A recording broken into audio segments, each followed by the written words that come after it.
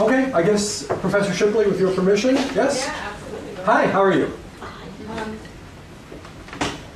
I got all the way through. I thought it was fascinating, but I still don't understand what secularism is. Because after you wrote off accommodationism, Right. then you say, but it's what we should be doing. Accommodationism? I'm sorry. Right. Yeah. No, I don't think we should be doing accommodation. No, I said no, you said no, we shouldn't be doing accommodationism, we should be doing secularism, but there seemed to be a gap between the last things that you talked about that we shouldn't be doing, Right. secularism, which we should, and I fell through the gap. I don't know what we should be doing. Yeah, I don't know either, right? I don't want to, I don't want to make something about all these answers, and I know, I think we have to, look, I live in a country.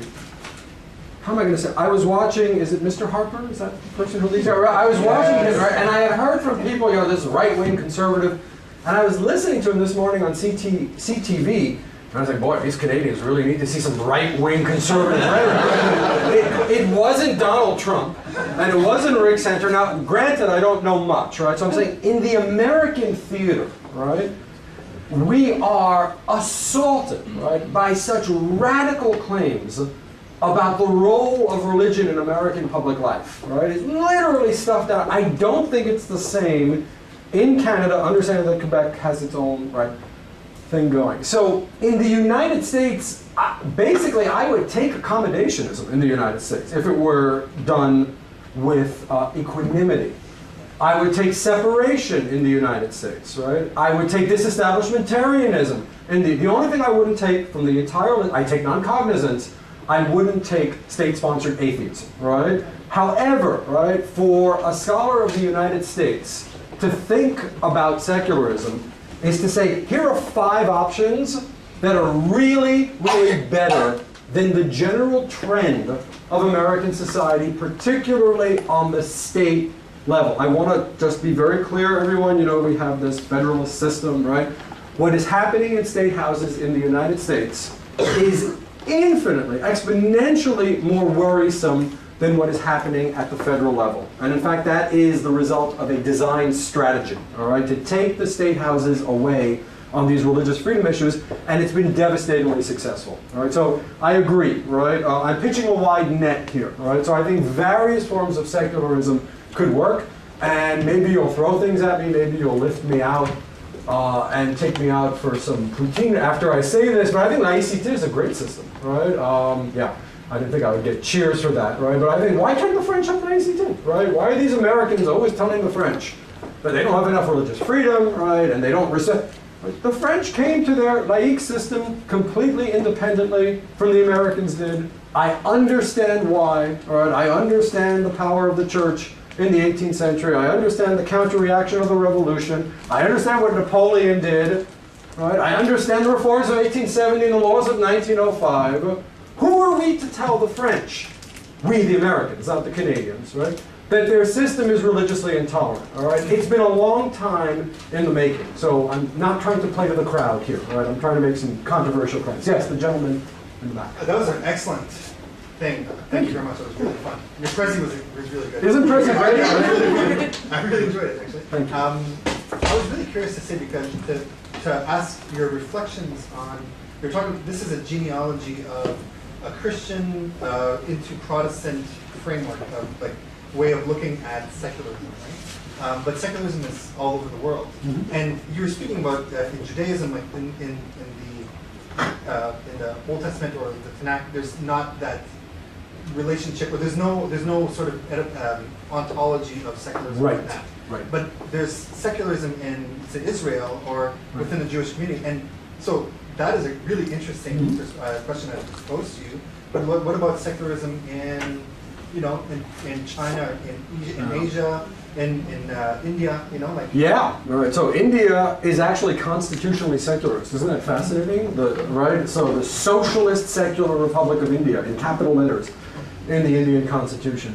Pakistan had an interregnum of was it Janet? I might be getting that wrong. For 9 months, it was there was a secular constitution, right? So these. I started looking at Africa because nobody ever looks at Africa in secularism. So my research assistant and I, who I later went on to write a book with, secularism on the edge, we started pulling out African constitutions, right?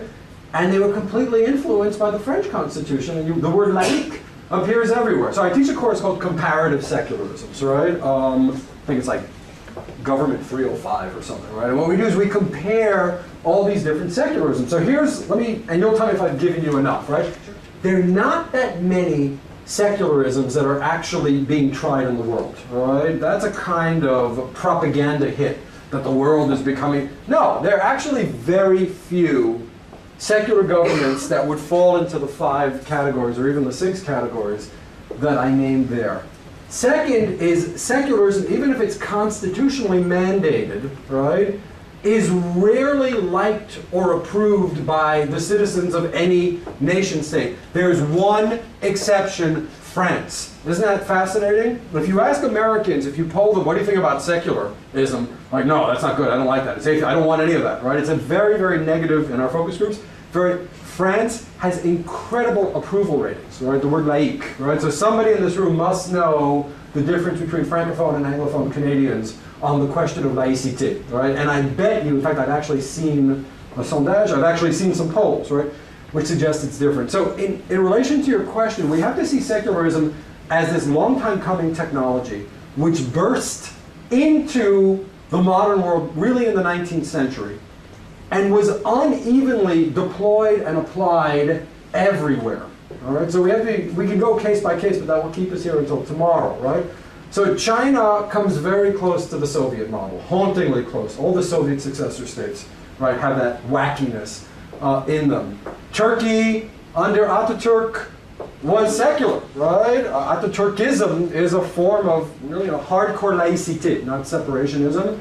And now, with the return of Erdogan, right, and a kind of, I would say, reactionary government, secularism is completely under assault. Egypt, right? Well, it's like a pendulum, right? First there's Morsi, then there's Sisi, right? So there's this return to a type of secular ideal, right? The problem is secularism's greatest admirers are often thugs and punks, right? So where did secularism achieve a foothold in the Arab world? Ba'athist regimes, right? Do we have any fans here of Ba'athist regimes? No, nobody in this room would want to live under a Ba'athist regime, right? Syria, under Assad, was like incredibly secular. It was a really secular place. Why? Because you had a minority Alawite dictator, right, over a restive population of Sunni Muslims. So secularism became a very effective strategy to keep those people there. So we want no religion in public life, right? Religion will not be important. We have separation of church and state, right? It was his way of dealing with problems. And what do you get? Well, first you had Hama, right? And now you have whatever that situation is over there, right? So I know I don't sound like the best cheerleader for secularism, right? And I'm not. I think that there are some forms of secularism as practiced in the advanced liberal democracies, such as our own, yours, France in particular, which I think other nations would be wise to emulate, though ours is tottering right now. It's really in a very, very bad way. Professor Adrian. Thank you so much for that lively discussion of secularism. I love your passion, Sharon. So just a few thoughts, particularly on laïcité. And one of the reasons that I think there are many critics of laïcité is because, especially recently, it's been co-opted. Right. And there is a very, let's say, strict understanding of laïcité that has a certain assimilationist function in the policy spectrum, right? And so there are others that are arguing, that we need to understand laïcité in kind of its original formulation, which was much more tolerant. Right. I think in this country, what we're trying to grapple with now is not so much this understanding of, what is a more, let's say, conservative view of laïcité or lenient versus lenient view of laïcité. I think what we're trying to grapple with is how much freedom do we understand in liberal democracy to be able to give all of its citizens and to endow its citizens with, right? So, we were talking a lot about the Islamic face veil, unfortunately. It's gotten way too much press and kind of co-opted this, the discussions we're having around the elections. It's a very important topic because what it signals is that we are, on some level, again, I think too much in terms of the election, wrestling with this understanding of how much freedom do we allow in society before we compromise our liberal values, our understanding of self, et cetera, et cetera.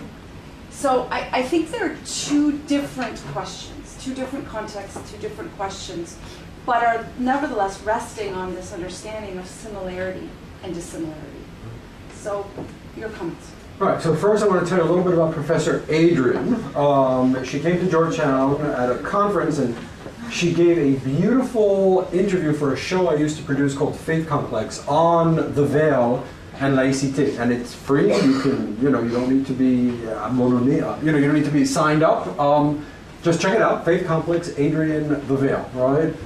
I completely disagree with everything she said, right, in the interview, but it's a really clear exposition of her thoughts. And I think the way you framed it is true, right? There's this question about how far can we possibly push these liberal values, right? In the case of laïcité, these questions about la voile, right, and the niqab have been recurring now for decades, right? So let's look at it this way, right?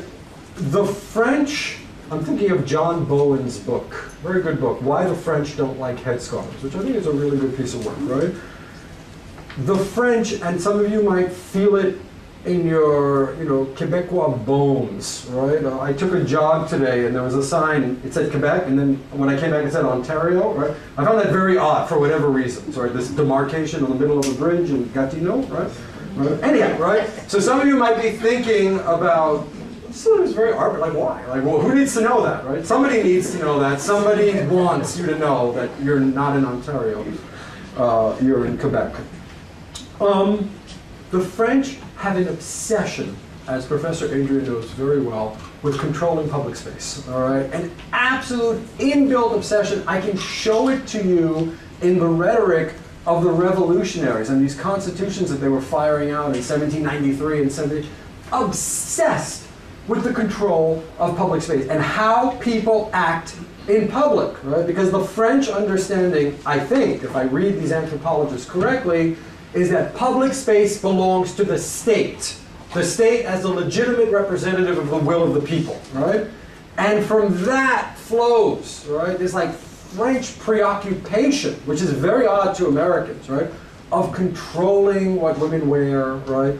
Of controlling what, the headgear of Sikhs and Jews and Muslims, and I completely agree with you, it's peculiar, and if I ran France, which is extremely unlikely, I'd probably do away with it, but, all right, and there's a big but here, we have to be very, very nuanced, right? I think there's a naivete around the types of actors that bring these questions to the attention of the courts in France. All right, so there's this idea that these just kind of isolated individuals living out their faith, and here the big bad state comes, right, and wants to deprive them. I think if you look at where this is coming from, right, this is organized political Islam. All right, so I don't want to be naive as I think about the future of laïcité, right? It's one thing for an individual citizen having a crisis of conscience to want to dress a certain way. It's another thing when citizens are really acting on behalf of something which is far larger, far more organized, far better funded, and this is where I see a legitimate pushback to these types of claims about what folks can wear. Now, how you adjudicate that, I don't know. I'm just bringing to your attention, it's not entirely easy. In the United States, this is unthinkable. Right? You can wear whatever you want, anywhere, and we like it that way, except sometimes in the Army, but we've resolved that in certain cases, and sometimes when you're taking a photograph for your driver's license. Right? So there are certain laws in certain states about this, which is to give you a very wishy-washy response. Right? But these secular issues are incredibly